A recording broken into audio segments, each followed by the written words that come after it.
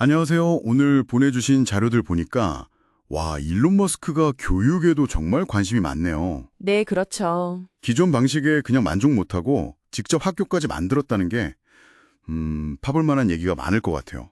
자, 그럼 이 자료들 가지고 한번 깊이 들어가 볼까요? 네, 아주 흥미로운 여정입니다. 이게 단순히 자기 자녀 교육, 이걸 넘어서요. 그 제일 원리 사고라고 하죠. 그러니까 문제를 가장 근본 단위로 쪼개서 생각하는 거요. 이걸 교육에 적용하려는 그런 시도로 보여요. 오늘 주신 자료들 쭉 보면서 그 에드 아스트라부터 시작해서 아스트라노바, 신세시스, 또 텍사스 새 학교 계획까지 그 핵심 변화들을 한번 짚어보죠. 네. 자료 보니까 시작은 2014년 그 스페이스X 직원 자녀들을 위한 비밀 학교 에드 아스트라였군요. 학년 구분이 없었다는 거랑 실제 문제 해결 프로젝트 위주였다는 점, 특히 그 정답 없는 윤리적 딜레마 토론, 커넌드럼 방식, 이게 좀 독특하다고 메모해 주셨어요. 맞아요. 그게 제일 원리 사고를 교육에 딱 적용한 첫 시도였던 거죠. 예를 들면 뭐 엔진을 가르친다. 그럼 부품 이름 외우는 게 아니라 어떻게 하면 뭔가를 움직이게 만들 수 있을까? 이런 근본적인 질문부터 던지는 거예요. 커넌드럼 토론도 그냥 지식 전달이 아니라 비판적으로 생각하고 윤리적으로 판단하는 힘, 그걸 키우려는 거였고요. 아, 그렇군요. 그 핵심 철학을 그럼 온라인으로 옮긴 게 2020년 아스트라 노바라는 거죠. 보내주신 글 중에 아스트라 노바가 어떻게 그 물리적인 공간 없이도 커넌드럼 같은 토론 학습을 했는지 그 부분이 좀 인상 깊었어요. 전 세계 학생들을 대상으로 했다면서요. 네, 그쵸. 핵심은 그대로 가져가되 접근성을 확 넓힌 거죠. 에드아스트라 공동 설립자였던 조슈아 던, 이 사람이 이 온라인 전환에 꽤 중요한 역할을 했어요. 이제 커넌드럼 같은 깊이 있는 토론이나 문제 해결 학습을 온라인 플랫폼으로 제공하면서 에드아스트라 철학을 더 많은 학생들에게 뭐랄까 확장시킨 셈이죠. 그 다음 단계가 신세시스 스쿨인데 여기선 기술 활용이 훨씬 더 두드러지네요. 자료 보니까 조슈아 던이 여기서도 주도적인 역할을 했고요. 팀 기반 게임 시뮬레이션으로 복잡한 문제 해결 능력을 키운다. 그리고 AI 튜터로 수학 학습을 개인화한다니. 와, 이건 정말 미래지향적인데요. 네, 맞아요. 근데 한편으로는 이 게임 기반 학습 효과가 진짜 실제 문제 해결 능력으로 이어질까 하는 의문도 자료 한쪽에 언급되어 있긴 하더라고요.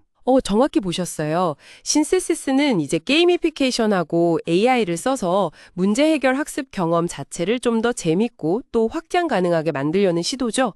게임에 몰입하는 걸 이용해서 협업이나 전략적 사고를 연습시키는 거고요. 다만 말씀하신 것처럼 게임에서 성공하는 게 현실의 복잡한 문제 해결 능력으로 얼마나 이어질까, 이 부분은 여전히 좀 논의가 필요하다, 이런 지적도 자료에 있었습니다. 네네. 그리고 가장 최근 소식은 다시 오프라인 학교, 텍사스 에드아스트라 설립 계획이군요. 유아부터 고등과정까지 다 포함하고 스템이랑 프로젝트 기반 학습에다가 몬테소리 방식까지 접목할 수도 있다고요. 네, 맞아요. 스페이스X 부지 근처라는 점도 좀 눈에 띄고요.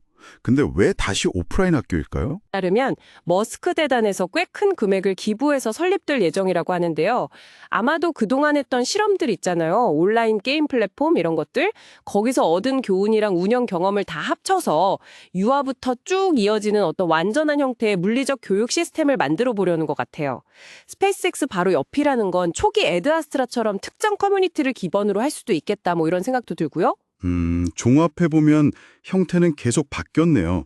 물리적인 학교였다가 온라인이었다가 게임이었다가 다시 학교로. 하지만 그 근본적인 방향, 그러니까 기존의 암기 위주 교육에서 벗어나서 문제 해결 능력이나 비판적 사고 같은 핵심 역량을 키우겠다. 이건 일관된 것 같아요.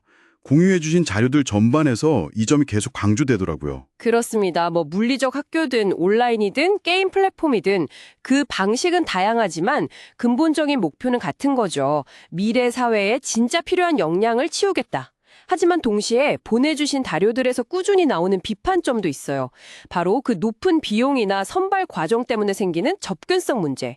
이게 엘리트주의를 더 심화시키는 거 아니냐, 이런 우려죠. 네, 맞아요.